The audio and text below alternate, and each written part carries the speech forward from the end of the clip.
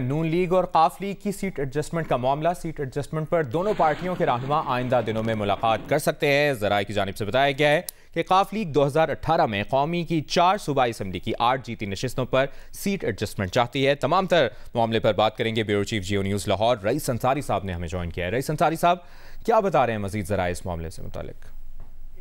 जो इंतखाबात में सीट एडजस्टमेंट का जिस IPP से नून लीग का चल रहा है, अब क्योंकि काफ लीग से तो सीट एडजस्टमेंट होनी ही है, क्योंकि जब नवाज शरीफ मिलने आए थे चौधरी शुजात को तो उस वक्त तो कोई सियासी बात नहीं हुई, लेकिन उस वक्त सालिक हुसैन ने ये कहा था चौधरी शुजात के साहबजादे ने कि हम पहले बता चुके हैं कि हमारा मामला पहले ही तय है कि सीट हमने कौन कौन सी लेनी है।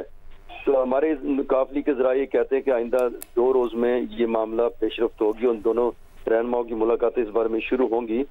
और जो काफ लीग है वो चाहती है कि जो 4 सीटें कौमी असम्बली में जीती थी उनमें से सालिक हुसैन की, मोने सलाई की और हुसैन इलाही की और तारिक बशीर चीमा की भावलपुर से, ये और 8 सीटें सूबाई, ये हम चाहते हैं मिल जाएं, और भी वो चाहते हैं कि मजीद दी जाएं।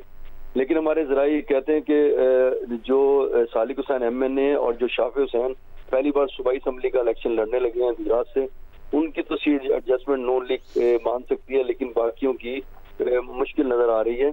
और क्योंकि जो हुसैन इलाही है उनके सामने और मूसा इलाही जो खड़े हैं उनके सामने नून लीग के बड़े पुराने लोग सामने हैं और मुश्किल है कि उनको सीट एडजस्टमेंट हो।